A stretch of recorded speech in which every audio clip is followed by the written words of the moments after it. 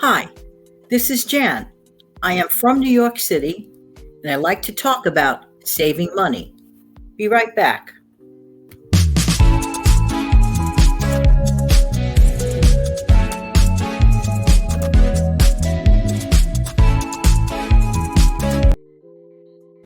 Going to jump right into it. How's everybody doing today? We hear the word a lot lately, inflation, and by now, most of us have it up to our chins, right? Okay. I'm going to jump into a few ways of which have definitely worked for me and might hopefully work for you. And I do believe in this. Let's start with number one. Number one is look around you. Take a few minutes a day. Don't obsess over it. Don't take the whole day over it. But if you could find time, if you can create time, which we could do, cut out a little wedge of your day and simply devote it, maybe even if it's 10 or 15 minutes a day, and just look online and do some price comparisons of items that you normally get. Items that you normally get for your family at the grocery store. Pay attention to any subtle or sometimes even drastic changes in price. That may change and probably will change the way you formulate your grocery list. So by taking that few minutes, you can do that. Also, find out ways if there are coupons available that you could get discounts.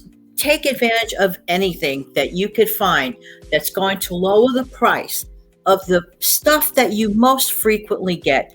And it goes without saying, if it's an item that you definitely always use and you get a sale on it, needless to say, stock up on that item and be ahead of the game.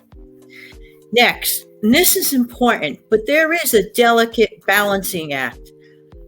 Be aware of news events, but never obsess over news events because that can really wreck your day. It can really stress you out. And no amount of saving money is worth extra stress and aggravation. Keep things in perspective. Things are always going to be. Whatever they are, they are. Do not obsess over negative information. Just do what you can, as best as you can, with what information that you do obtain. For example, in the morning, I'm curious to know about any changes in transportation, subways, the weather, things of that nature. Then I'll listen to an overview of the general news. Then I'm done. But that's me. I find that it keeps things in perspective and makes for a calmer day. It has worked.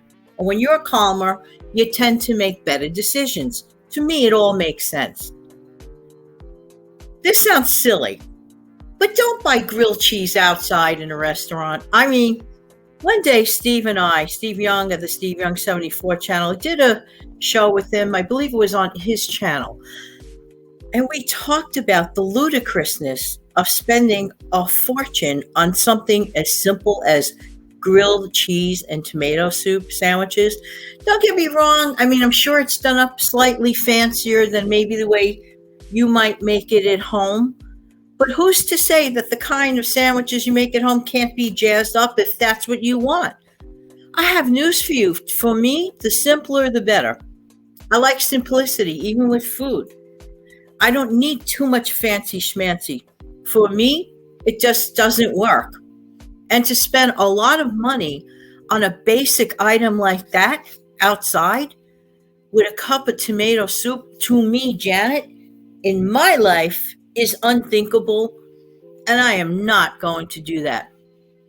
For the cost of that sandwich, I can make 6 sandwiches that'll last me a long time.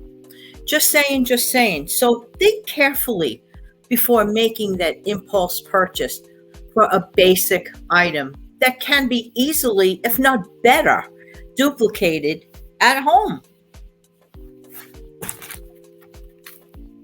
Next, do everything possible that you can, either in walking distance from your home or online.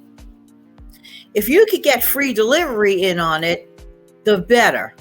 Just saying. The money that you will be saving on transportation costs really adds up, whether it's saving money on the bus, the subway, subway, your train, or gas in your car. It all adds up. So if you can do whatever you need to do, everything in walking distance, that's great. Kind of reminds me of the olden days when my mom and dad used to run errands. I remember them mainly doing all of their major league errands right here in the neighborhood. That's where they did their grocery shopping. That's where they stopped off at local mom and pop stores with wonderful delis. Very blessed to have them in the city. They did all those things, their banking, everything was within. If I told you that everything they did was within a radius of about 5 or 6 blocks, couldn't you believe it? I think that's great. And that's what they did. And Daddy never had to use gas for a car, just did it all on foot. And that was a very normal thing to do. Well, looking back at that, that's also a very conservative and frugal, good way to live. You could do it by foot, and now we have the option online, especially if it's not simple for a person to get around, if you know what I'm trying to say. Take advantage of those options. These are definite money savers if you can do it. Pizza night. Now, many people enjoy Friday night as pizza night, but who's to stop you from trying pasta once in a while? Instead of pizza, what is that? Kind of like my own little silly invention. All you have to do is buy a box of medium shells. They are so good. Boil them up, drain them up. Either you create your own pizza sauce with 2 little cans, those 2 little 8-ounce cans of tomato sauce, the marinara one, and make your own pizza concoction sauce, utilizing Italian seasoning and oregano. Or just simply buy, if it's on sale, especially a good deal, a jar of already done up pizza sauce. Sometimes you could get it as low as $1. So if you see something like that, put that away. Put the pizza sauce on the drained cooked pasta. Make sure the pasta is as drained as possible. Put the sauce on top of it. And then all you have to do is put shredded mozzarella over that. And basically you're just baking off the shells with the cheese. But the flavors are pretty much the components of pizza. No delivery tip and no extra trip either to pick it up. Pizza, pasta. Try that simple meal on a Friday night. I think mainly that most people order pizzas on Friday nights because of the traditional past when many people were off on the weekends. Not all people are off on weekends, but a lot of people either got paid on a Friday night. This is from the olden days traditions, right? And it's a carryover. But who's to stop you once a month to try making a pizza pasta? So simple, so easy, so delicious. Kids love it. I can tell you that for a fact. And it saves money in your pocket. Chocolate chip cookies. When it comes to like little treats, little desserts, whatever, find whatever recipe works for you. Sugar cookies are very inexpensive to make. You could easily find those recipes online. You could make the dough up for sugar cookies, homemade chocolate chip cookies. You can make an extra batch, roll them up, freeze them up, cut them down as you use it. You don't have to take the whole thing and use it unless that's what you want. Sometimes it keeps you out of trouble overeating for yourself or for your family of sugary snacks by being able to adjust it and to use it as you wish. And don't forget to take full advantage of making your own popcorn at home. Popcorn making machines are actually quite reasonable if you look around. You could do it that way or whatever way you like to do it.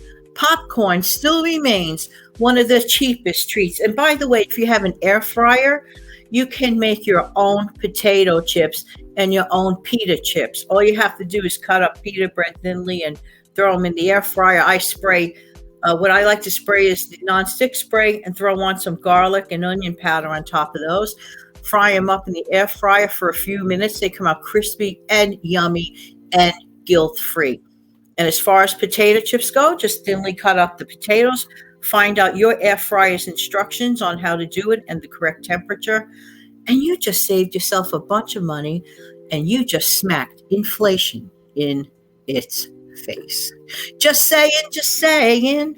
Thanks so much for being here. I really do appreciate every single one of you. And I'm going to say goodbye with a wave in a minute.